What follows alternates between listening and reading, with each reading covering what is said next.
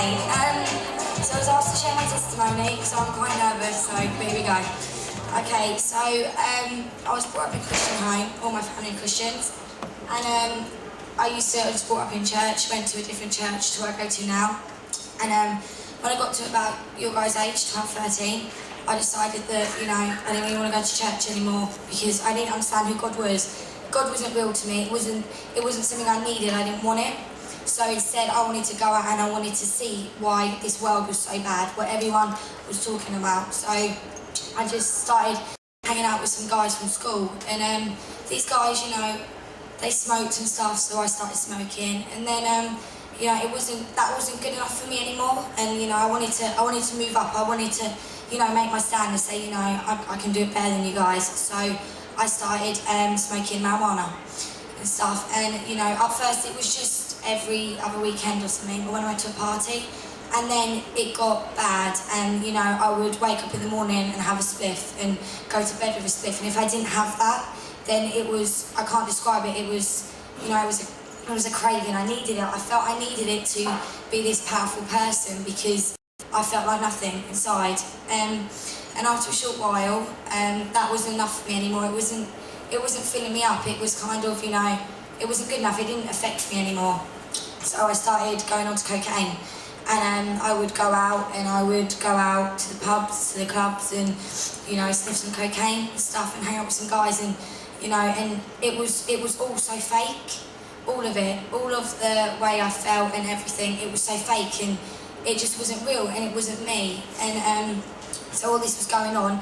At this time I was also in a relationship with a guy, and I was with this guy for 2 years, and it was a very abusive relationship, and he abused me, and it was very hard. And when you get told every day, day after day, that you're nobody, you start to believe it. And and I wanted to be somebody. I wanted people to see me for who I was. I wanted people to say, Steph's cool, she's really cool, I love her, she's awesome.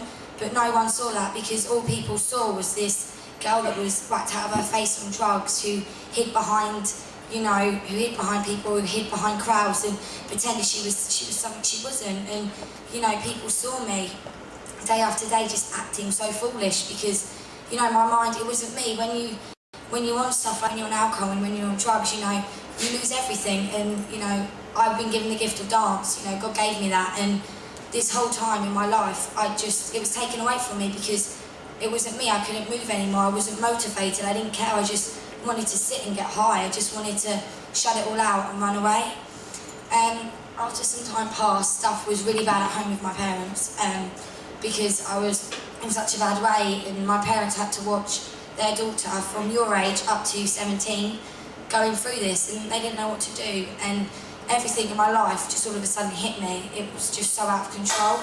So I decided that I wanted to control something, and what I wanted to control was what I ate. And it just started with cutting some food out, and I wasn't going to eat that because it had this in, I was going to eat that because it had that in, and then it started to, I'd eat food but I'd throw it up, because if I ate food and I throw it up, then nothing would go on me, and it would be like I hadn't eaten anything, and it would be fake, and that's how I felt fake. And some time passed and no one knew about this, and then I got to a point where it was kind of like I knew if I didn't stop, then I would never be able to stop, and I chose to just cross that line and not stop, because I just felt so low, and I felt numb, and I felt like nobody, and this kind of made me feel like I can control this, no one's got hold of this in my life, this is me. And so I developed severe anorexia, and I lost tons of weight, obviously, and it just went, it was so bad, and looking back I can't really describe how it felt. It was like every day waking up with something so dark around you, something you can't describe, you can't shake it off, there's no light, there's nothing, just this thing that just used to surround me, and it was my world, it was all I knew.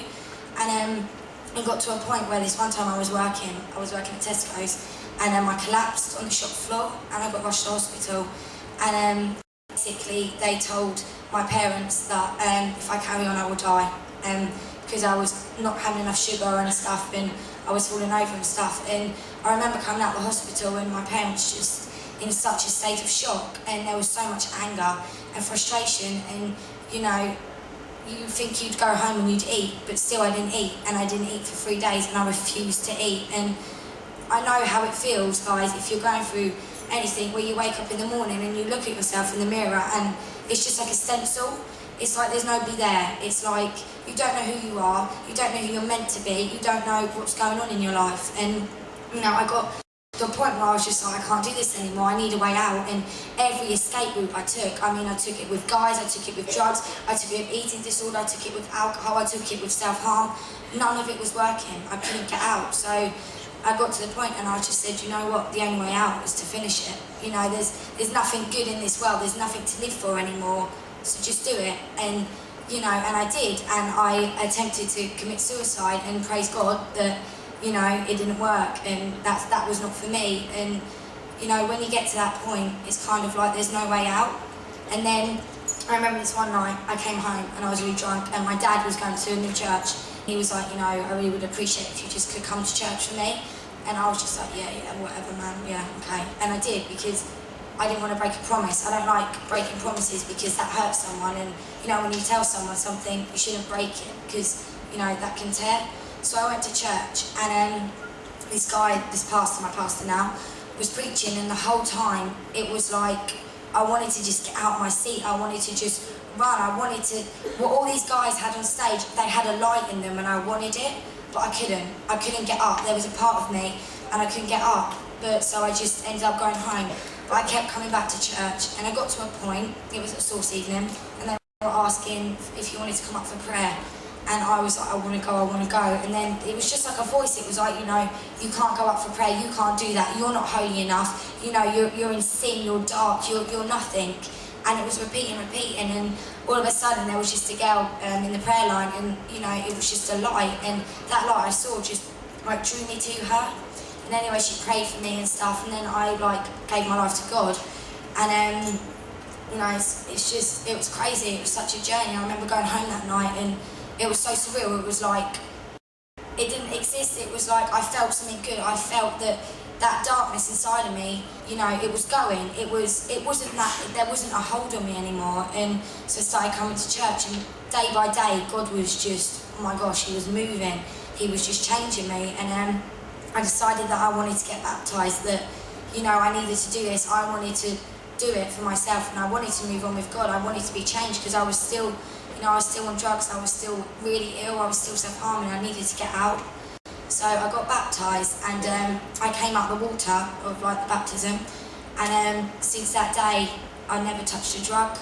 I was free of my eating disorder after 2 years, after 2 years of starving. It was no longer there. The shit I felt on myself, God washed it, and it says, in God's word that you're you're a new creation, and that old person is no longer you. And what I want to say to you guys is, don't ever think that what you've done is too shameful. Don't ever think that you are not holy enough and you cannot have access to what we have here. And God's real. If God wasn't real, I wouldn't be here today. So those of you who are sitting here and are like, I don't know if this is for me, don't put yourself in the world, because the world has nothing for you. You are all children of God. God never designed you for the world. He never designed you for sin. So don't put yourself in it. And just trust and just live in it, and know that God turns all situations around. And I was such a hard person. My heart was broken. It was trampled on. There was nothing there, and God's changed that. It's like He just rolled that stone away, and He rose again, and He's alive. And God's alive in you, and God's there for you. So just don't shut God out, and don't think that you have to be something you're not, because you're precious. And when you get up in the morning and you look at yourself through God's eyes, and the minute you do that, you'll just see a change, and that will be the day that your life turns around. So yeah, that's it.